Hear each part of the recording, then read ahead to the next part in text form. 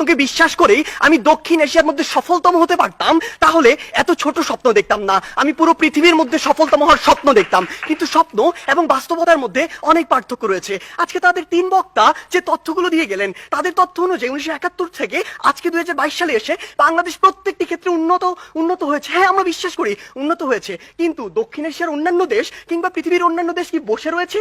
বিজ্ঞ বিচারক মন্ডলী একটু লক্ষ্য করুন, 2020 সালের তথ্য মতে বাংলাদেশের যে অর্থনীতি, এটি হচ্ছে বিশ্বের 35তম বড় অর্থনীতির দেশ, যেটা 2035 সালে গিয়ে হবে বিশ্বের 25তম বড় অর্থনীতির দেশ। বাংলাদেশের উন্নতি হচ্ছে, হবে। আপনি যদি ভারতের দিকে তাকান, ভারত বর্তমানে বিশ্বের 7ম বড় অর্থনীতির দেশ, 2035 সালে গিয়ে ভারত হবে বিশ্বের 3য় বড় অর্থনীতির দেশ। ভারত আপনার দিকে তাকিয়ে বসে রয়েছে না, দক্ষিণ এশিয়ার অন্যান্য দেশ বসে থাকছে না, পৃথিবীর অন্যান্য দেশগুলো বসে থাকছে না।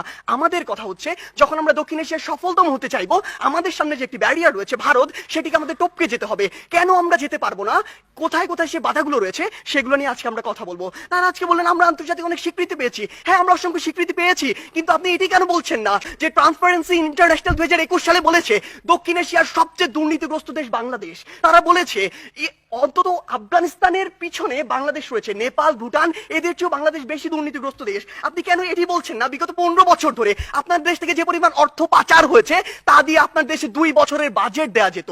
আমাদের সমস্যাগুলো এই জায়গায়। আপনি শিক্ষা নিয়ে কথা বলছেন, বাংলাদেশের শিক্ষা খাত যদি লক্ষ্য করুন, পৃথিবীর কোন মধ্যম আয়ের দেশ, স্বল্প উন্নত দেশ কিংবা উন্নত দেশে জিডিপির মাত্র 2% শিক্ষা খাতে বরাদ্দ দেওয়া হয় না, বাংলাদেশে মাত্র 2% দেওয়া হয়। শুনে অবাক হবেন, এই 2%-এর অধিকাংশই চলে যায় আমাদের ওই শিক্ষক কর্মকর্তা কর্মচারীদের বেতন দিতে। আপনি যদি লক্ষ্য করুন যে আজকে কেন ভারত আপনার চেয়ে এগিয়ে থাকবে, আজকে এই পজিশন দাঁড়িয়ে পৃথিবীর যত মাল্টিন্যাশনাল কোম্পানি রয়েছে তাদের যদি একটি তালিকা করেন, সেরা 10টির অন্তত 9টি পাবেন যেখানে ভারতের যারা রয়েছে তারা সিইও, কিন্তু বাংলাদেশের একটিও পাননি, আগামী 10 বছরেও পাবেন না। এই ক্ষেত্রে গুরুত্বপূর্ণ কিছু কথা রয়েছে যেগুলো আপনারা উপেক্ষা করে যাচ্ছেন।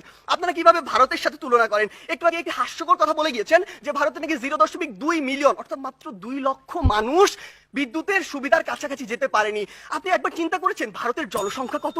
130 কোটি জনসংখ্যার একটি দেশ, আর আপনি 17 কোটি জনসংখ্যা নিয়ে ভারতের সাথে তুলনা করছেন। আপনি যদি 17কে 130-এর সাথে তুলনা করে সে অনুযায়ী গুণ করতেন, তাহলে দেখবেন ভারত আপনার চেয়ে অবশ্যই এগিয়ে রয়েছে। আপনি আজকে কথা বলছেন বাংলাদেশের বিভিন্ন খাত নিয়ে, কৃষি খাতের কথা বলছেন। বাংলাদেশের কৃষি খাতের জন্যই আমাদের কারো ভুগতে হবে।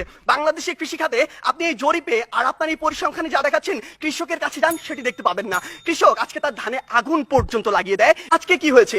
আজকে হয়েছে যে পুরো বাংলাদেশের যে হাসপাতালের যে সিস্টেম, স্বাস্থ্য খাত, এটি 8 থেকে 10টি কোম্পানির হাতে, মানুষের হাতে জিম্মি রয়েছে। এটি থেকে বের হয়ে আসতে হবে। আজকে আমাদের ঢাকা শহর কেন্দ্রিক সবকিছু সেন্ট্রালাইজড হয়ে গিয়েছে, এখান থেকে ডিসেন্ট্রালাইজ করতে হবে। ঢাকা শহর পৃথিবীর বসবাসের অনুপযোগী শহরদের মধ্যে অন্যতম। এই অন্যতম হওয়ার যে কারণটি, এই অন্যতম কারণটি হচ্ছে এটি। আমাদেরকে এই জায়গাগুলোতে কাজ করতে হবে। আপনি ডেল্টা প্লেনের কথা বলছেন, আপনি প্যারিস চুক্তির কথা বলছেন। এই প্যারিস চুক্তি থেকে যেমনটি ট্রাম্প করেছিল, যখন ইচ্ছা তাদের স্বার্থ থাকবে না, বের হয়ে যাবে। আপনাকে আপনাদের নিজের স্বার্থ দেখতে হবে। আপনি দেখবেন ওই কাটাগোনা প্রোটোকল চালু হয়েছিল ঠিকই, যুক্তরাষ্ট্র মনে করেছে যে পরিমাণ কার্বন নিঃসরণের লিমিট দেওয়া হয়েছে সেটা তার পক্ষে মানা সম্ভব না, সে বের হয়ে গিয়েছে। তারা সেইটুকুই লক্ষ্য করবে।